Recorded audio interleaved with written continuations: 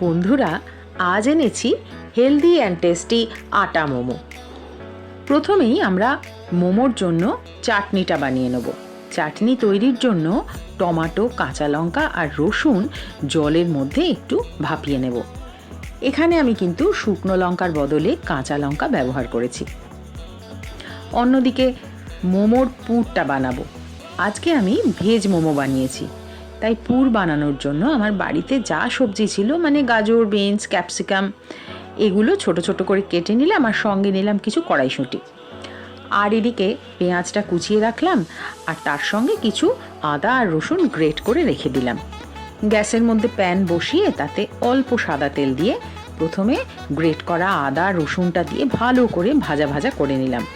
এবার এর মধ্যে পেঁয়াজটা দিয়ে একটু নেড়ে নিলাম, তারপরে সব সবজিগুলোকে দিয়ে ভালো করে ভেজে নিলাম।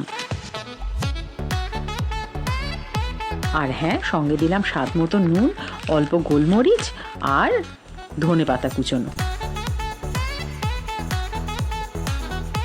ব্যাস, পুর তৈরি। অন্যদিকে এবার চাটনিটা তৈরি করে নিই। এর জন্য ওই যে টমেটোটা ভাপিয়ে রেখেছিলাম, সেই ভাপানো টমেটোর খোসাগুলো ছাড়িয়ে নিলাম। সঙ্গে কাঁচা লঙ্কা আর রসুনগুলো দিয়ে দিলাম আর দিলাম নুন, দিয়ে ভালো করে একটা পেস্ট করে নিলাম।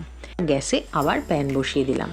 সেই প্যানের মধ্যে অল্প তেল দিয়ে গরম হলে তার মধ্যে গ্রেট করা আদা রসুনটা দিয়ে ভাজা ভাজা করে টমেটোর পেস্টটা দিয়ে দিলাম। এর সঙ্গে মেশালাম সয়া সস আর টমেটো সস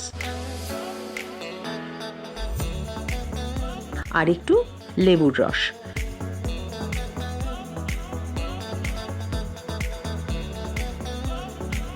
এরপর বেশ কিছুক্ষণ ধরে এটা রান্না হবে আর মাঝে মাঝে নেড়ে দিতে থাকবেন। তারপর যখন দেখবেন একটু ঘন হয়ে এসছে চাটনিটা, তখন নামিয়ে দেবেন। এদিকে মোমো বানাবো। মোমোর জন্য আটা মেখে রেখে দিয়েছি। আটাটার মধ্যে নুন, অল্প তেল ভালো করে মিশিয়ে নিয়ে জল দিয়ে মেখেছি। তারপর গায়ে তেল দিয়ে চাপা দিয়ে রেখে দিয়েছি। এটা থেকে ছোট ছোট লেচি কেটে নেব। ছোট লুচির মতোও করতে পারেন বা তার থেকে আরেকটু ছোট।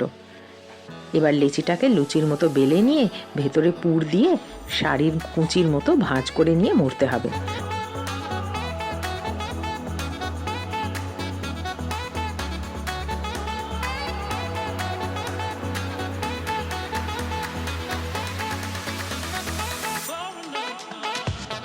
আর একটা পাত্রে জল বসিয়ে রেখেছি। এই জলটা যখন ফুটতে শুরু করবে তখন তার উপর একটা পাত্র বসিয়ে দিলাম, যেটার মধ্যে অনেক ফুটো রয়েছে। জলটা যেই ফুটতে শুরু করলো তখন তার মধ্যে এই পাত্রটা বসিয়ে দিলাম আর পাত্রর মধ্যে রেখে দিলাম মোমোগুলো। আর ওপর থেকে একটা ঢাকা দিয়ে দেবেন। গ্যাসটা কম আঁচে রাখবেন। কিছুক্ষণ পর দেখবেন মোমোটা সেদ্ধ হয়ে গেছে নাকি। ব্যাস, হয়ে গেল। গরম গরম নামিয়ে চাটনি দিয়ে খেয়ে ফেলুন।